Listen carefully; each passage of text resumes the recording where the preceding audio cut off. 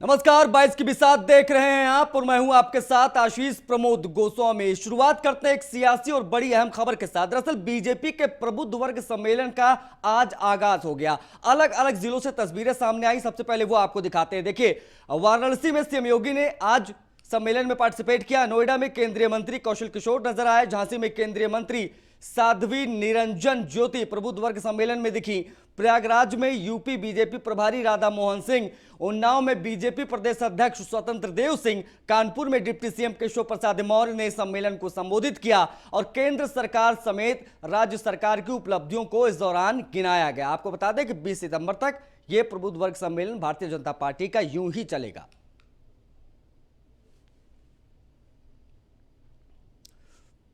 बढ़ते आगे तो सत्ता तक पहुंचने के लिए सम्मेलन बहुत जरूरी है, फिर चाहे वो गठबंधन वाला सम्मेलन हो या फिर किसी वर्ग को खुश करने वाला सम्मेलन।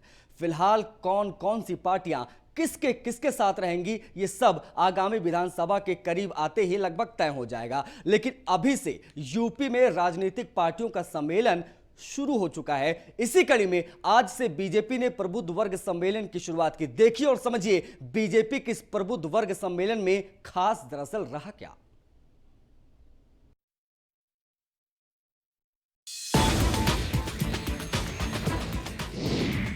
बीजेपी का ब्राह्मण कार्ड। आज से शुरू हुई बीजेपी की मुहिम। 403 सीटों पर प्रबुद्ध वर्ग सम्मेलन। बीजेपी के दिग्गजों ने संभाला मोर्चा। यूपी में आगामी विधानसभा चुनाव जैसे जैसे करीब आ रहा है, वैसे वैसे सभी राजनीतिक दल प्रबुद्ध वर्ग को लुभाने में जुट गई हैं। सबसे पहले जहां बहुजन समाज पार्टी ने प्रबुद्ध वर्ग को लुभाने के लिए विचार गोष्ठी का आयोजन किया, तो वहीं अब बहुजन समाज पार्टी की राह पर बीजेपी भी प्रबुद्ध वर्ग सम्मेलन के जरिए प्रबुद्ध वर्ग को लुभाने में जुट गई है। और इसी में आज वाराणसी, प्रयागराज, अयोध्या, लखनऊ और कानपुर से बीजेपी अपने प्रबुद्ध वर्ग सम्मेलन की शुरुआत की। इस सम्मेलन का आयोजन 6 सितंबर से 20 सितंबर के बीच प्रदेश के सभी 403 विधानसभाओं में होगा। प्रबुद्ध वर्ग सम्मेलन का आगाज कहां से हुआ आगाज? योगी आदित्यनाथ वाराणसी, केशव प्रसाद मौर्य कानपुर,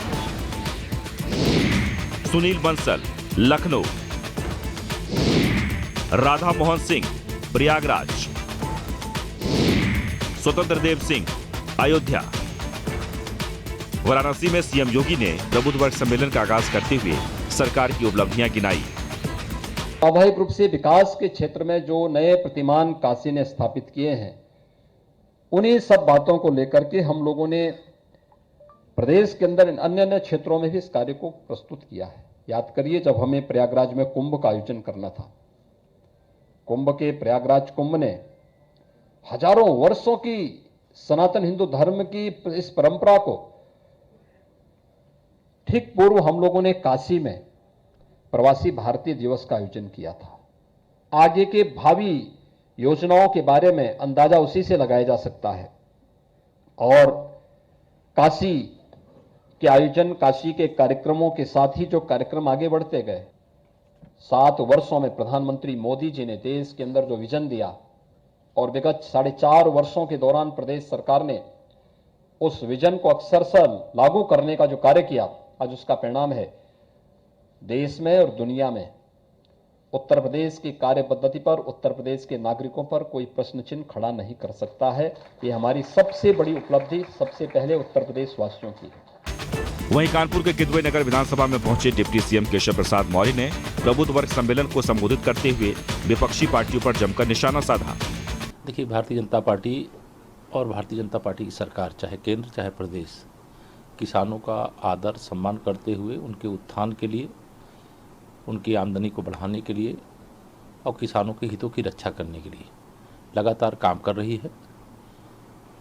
मैं किसान भाइयों से ही अपील करूंगा, किसी राजनीतिक दल और नेता के बहकावे में ना आवें या किसानों के हितैषी होते तो किसानों के लिए जब इनको मौका मिला था काम करते, और जो किसानों के नाम पर भारतीय जनता पार्टी के खिलाफ इस प्रकार का प्रयास कर रहे हैं, उनको इससे कुछ हासिल नहीं होगा।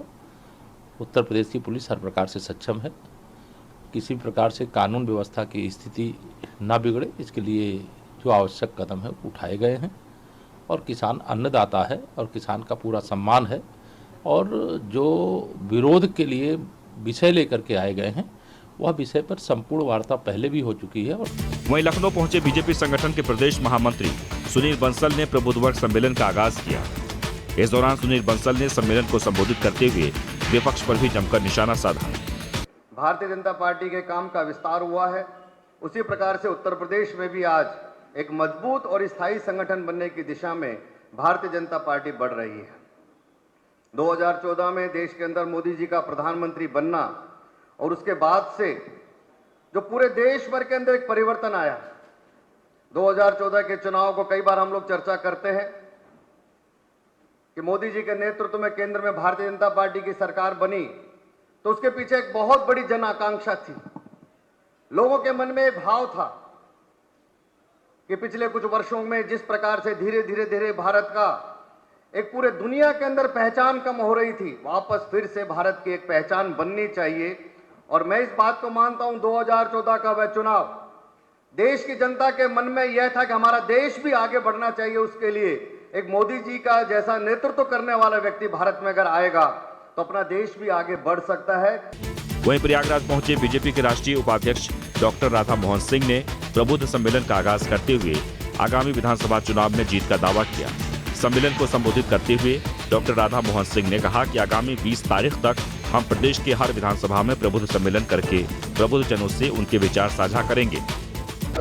अपने विषय में वो बताएंगे। लेकिन भारतीय जनता पार्टी उत्तर प्रदेश के सभी विधानसभा क्षेत्रों में प्रबुद्ध सम्मेलन करके आज जो राष्ट्र की परिस्थिति है, उत्तर प्रदेश की परिस्थिति है और जिस प्रकार से योगी जी, मोदी जी देश को आगे ले जा रहे हैं, उसमें हम सब प्रबुद्ध जनों की क्या भूमिका होनी चाहिए, इस पर हम बीजेपी के लोग जगह जगह प्रबुद्ध जनों के साथ बैठ रहे हैं। तो वहीं अयोध्या पहुंचे बीजेपी के प्रदेश अध्यक्ष स्वतंत्र देव सिंह ने प्रबुद्ध वर्ग सम्मेलन का आगाज किया। तो वहीं नोएडा में केंद्रीय राज्य मंत्री कौशल किशोर ने प्रबुद्ध वर्ग सम्मेलन को संबोधित किया। बहरहाल यूपी चुनाव को लेकर सभी पार्टियां प्रबुद्ध वर्ग को लुभाने के लिए सम्मेलन में लगी हुई हैं। बीएसपी हो, सपा हो, कांग्रेस, हर कोई न कोई सम्मेलन कर रहे हैं। लेकिन जिस तरह से सभी पार्टियां प्रबुद्ध वर्ग सम्मेलन कर रही हैं, उससे समझा जा सकता है कि 22 में यूपी चुनाव का सेंटर कहां और क्या क्या होने वाला है, ये आने वाला वक्त ही बताएगा। Bureau report, news 1 India.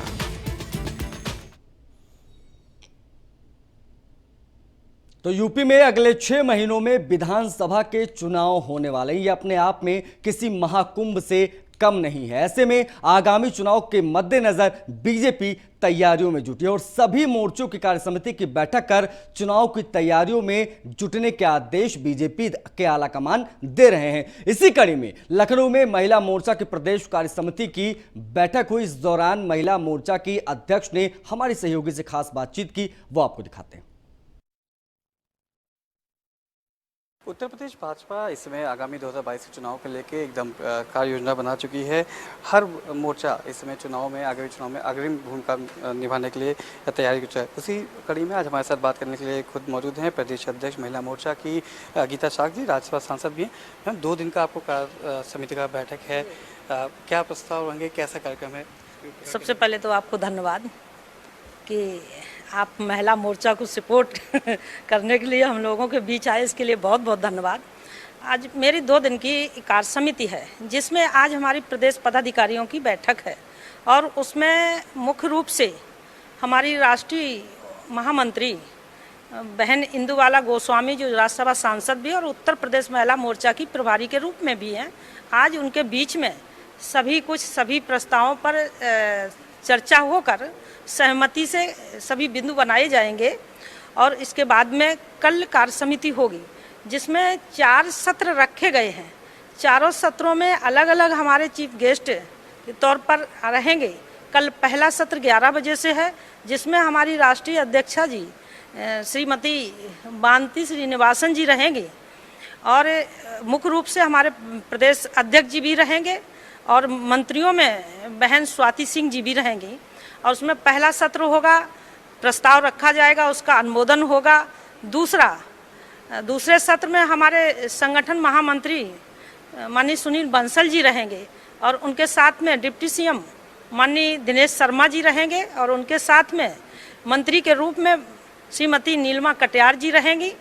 तो कल ये दूसरा सत्र होगा जिसमें संगठनात्मक चर्चा होगी, और तीसरा सत्र दूसरे डिप्टी सीएम श्रीमान केशव प्रसाद मौर्य जी रहेंगे और उनके साथ में मंत्री के रूप में श्रीमती गुलाब देवी जी रहेंगी, हम सभी लोग रहेंगे। और लास्ट सत्र, चौथा सत्र, जिसमें हमारे मुख्यमंत्री जी रहेंगे समापन के तौर पर। तो हमारे 4 सत्रों का आयोजन किया जाएगा और उसमें प्रत्येक सत्र में अलग अलग विषयों पर चर्चा होगी, प्रस्ताव आएंगे, अनुमोदन होगा।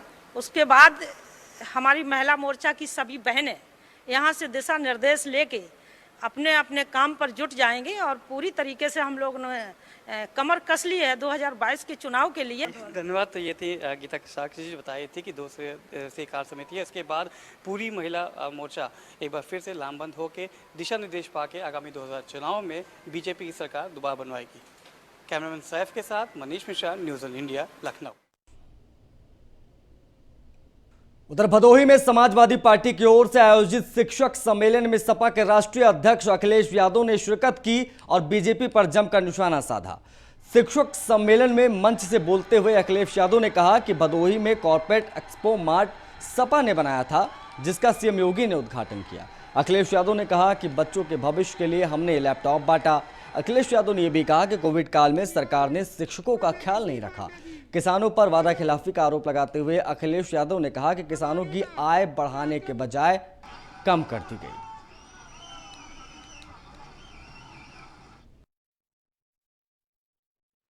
यहाँ के कालीन के कारोबार को बढ़ाने के लिए समाजवादियों ने काम करने का काम किया था और बहुत शानदार सड़क, जिससे बाहर के खरीदने वाले जो लोग हैं, जो उद्योगपति हैं, दुनिया के दूसरे हिस्से में बैठे हैं, वो आकर के हमारे कारपेट बाजार को देखना चाहें और कारोबार करना चाहें तो उन्हें मौका मिलता था यहाँ आकर के आसानी से कारोबार कर सकें। इसलिए एक्सपोर्ट मार्ट भी बनाया और उसको जोड़ने वाली सड़क भी बनाने का काम समाजवादी लोगों ने किया।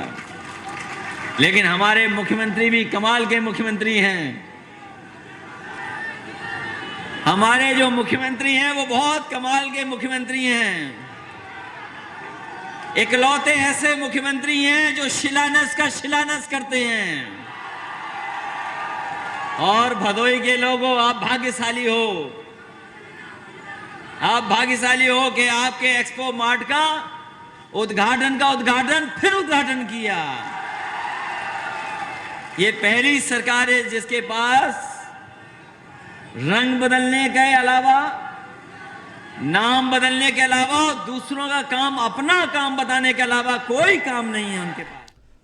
तो लखनऊ में आम आदमी पार्टी के पंचायत प्रतिनिधि सम्मेलन में आप नेता संजय सिंह शामिल हुए। इस दौरान यूपी के प्रदेश अध्यक्ष सभाजीत सिंह भी मौजूद रहे। इस दौरान संजय सिंह ने प्रदेश सरकार पर जमकर निशाना साधा। उन्होंने कहा कि उत्तर प्रदेश एक कृषि प्रधान राज्य है, लेकिन दुर्भाग्यपूर्ण है कि यहाँ का किसान अभी भी बदहाल है। इसके साथ ही इन्होंने कहा कि हमने पंचायत का चुनाव लड़ा था जिसमें 40 लाख वोट आम आदमी पार्टी को गांव से मिले थे। आज पंचायत प्रतिनिधियों का पंचायत प्रकोष्ठ का सम्मेलन है और जिसमें हम उत्तर प्रदेश के गांव की बात करेंगे।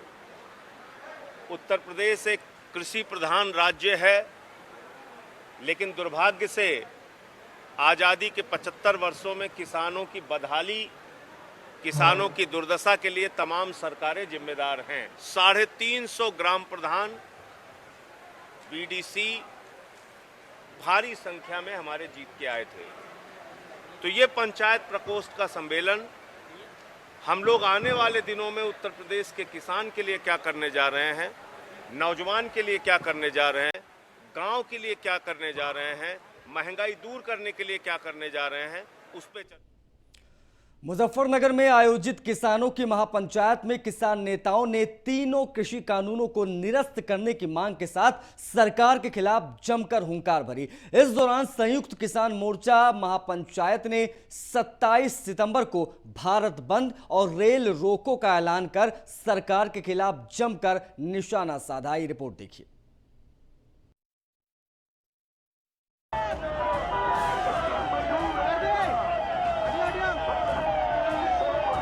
मुजफ्फरनगर में एक बार फिर किसानों ने महापंचायत कर सरकार के खिलाफ हुंकार भरी है। जीआईसी मैदान में आयोजित महापंचायत में किसान नेताओं ने जैसे ही सरकार के खिलाफ हुंकार भरी, किसानों का जोश और भी हाई हो गया। महापंचायत में पहुंचे भाजपा के राष्ट्रीय अध्यक्ष का किसानों ने गर्मजोशी से स्वागत किया। वहीं कांग्रेस, सपा, आरएलडी समेत कई दलों के समर्थन को पाकर राकेश टिकैत ने सरकार पर जमकर निशाना साधा। उन्होंने किसानों को संबोधित करते हुए कहा कि जब तक कानून वापसी नहीं, तब तक घर वापसी नहीं होगी। इस दौरान संयुक्त किसान मोर्चा महापंचायत ने 27 सितंबर को भारत बंद और रेल रोको का ऐलान किया। हम जाएंगे देश की जनता के बीच में, पूरे देश में संयुक्त मोर्चा आंदोलन करेगा और हमने बार बार कहा कि हमारे पंच भी यही है, हमारा मंच भी वही है। आपने बात सुनी, ये 20 लाख से ज्यादा लोग मुजफ्फरनगर की जमीन पाए, इन सब का बहुत बहुत धन्यवाद। जय हिंद, जय भारत, वाहेगुरु जी का खालसा, वाहेगुरु जी की फतेह। बताया जा रहा है कि महापंचायत में करीब 300 से ज्यादा किसान संगठनों ने शामिल होकर सरकार के खिलाफ हुंकार भरी है। संयुक्त किसान मोर्चा ने दावा किया है कि जीआईसी ग्राउंड पर आयोजित किसानों की अब तक की सबसे बड़ी महापंचायत रही है। इस महापंचायत में शामिल होने के लिए यूपी के अलावा पंजाब, हरियाणा, महाराष्ट्र, कर्नाटक समेत करीब 15 राज्यों के किसानों ने हिस्सा लिया। संयुक्त किसान मोर्चा ने यह भी दावा किया कि महापंचायत में किसानों की भीड़ हमारी ताकत दिखाती है। किसान तीनों कृषि कानूनों को रद्द करने की मांग पर अड़े हुए हैं। हालांकि महापंचायत के दौरान जीआईसी ग्राउंड से लेकर सड़कों तक लाखों की संख्या में किसान जुटे रहे।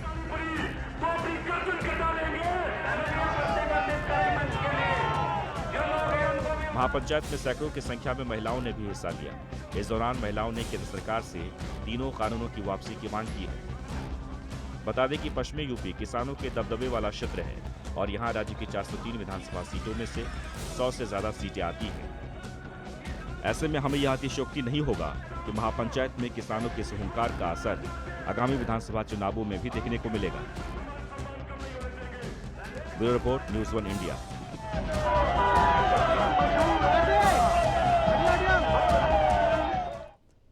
इसी के साथ इस बुलेटिन में फिलहाल इतना ही। नमस्कार।